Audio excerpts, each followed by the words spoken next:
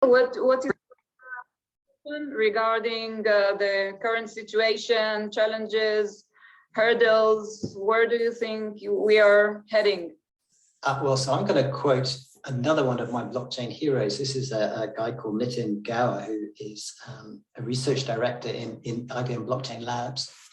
He wrote a book that was published, I guess, 2015, 2016. And there's a super important chart in there that predicted what was going to happen in the blockchain market. And I think Nitin was bang on. And you say, well, okay, look, I think there's 3 phases to adoption of blockchain. And each industry may go through a slightly different phase, but you have an experiment phase, you then have an optimize phase, then you have a reinvent phase. And as I think back at that, we did an awful lot of experimentation, where just about anybody wanted to have a blockchain project so they could put it in their board report. Didn't really matter what it did, just have an experiment, go kick the tires. So that's done. Then we moved into an optimized phase. And remember, I work for the enterprise, so that's the incumbent. And when you have this technology, well, the natural thing to do to say is, well, okay, what's the problem I'm fixing? Well, the problem I'm fixing is if I have all this data stuck in silos, I've got a shed load of reconciliation. If I can get rid of that reconciliation, I can take a load of cost out, right? So we've gone through a big optimization phase, which is kind of aligned to the private permissioned kind of blockchain enterprise paradigm. But I think where we are in the market right now is we're now shifting gear and we're now moving into the reinvent phase. And what's interesting with the blockchain, of course, is you don't reinvent at the level of a single company.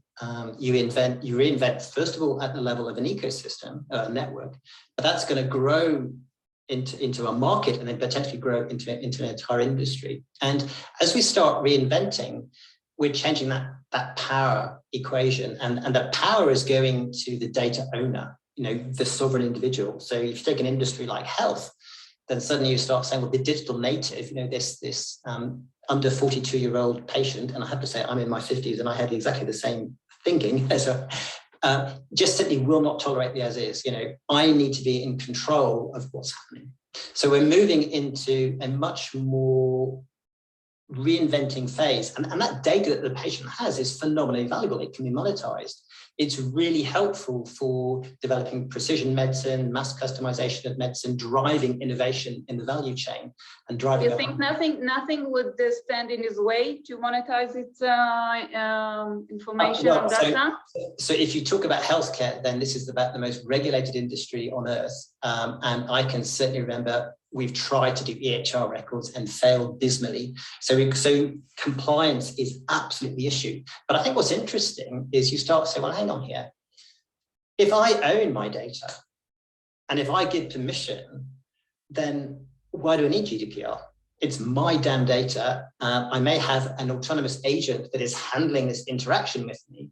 I may not have the skills to do this, but suddenly, I got really frustrated. I spent a lot of time in hospitals in the last few years. I got really frustrated with just how ancient and unpatient-centric the processes are. And if I won't tolerate it, the next generation of kids are certainly not going to tolerate it. And as you change the power, because remember, it's all about power, and you change the control, it's all about governance, governing the state of your data and access to your data, you suddenly can build new business models. So I think an industry like healthcare could be massively transformed. Now, it's not going to happen tomorrow, right? Because there's so much regulation and there's this is maybe 10 years away in terms of it actually happening.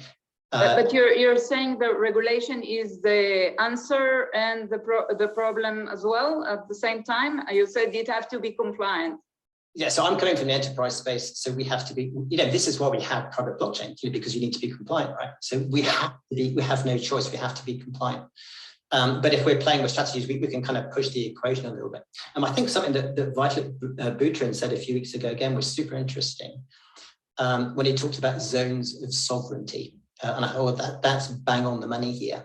So rather than just having this decentralized autonomous organization, this network, which is just impossible to kind of pin down, I think they'll be aligned to specific markets. So we'll have like a healthcare market in Europe or a healthcare market in America, and it will be regulated within that zone of influence. I think that's the only way you're going to change an industry like healthcare. Otherwise you're going to be off in industries which are not regulated. And I'll just jump in because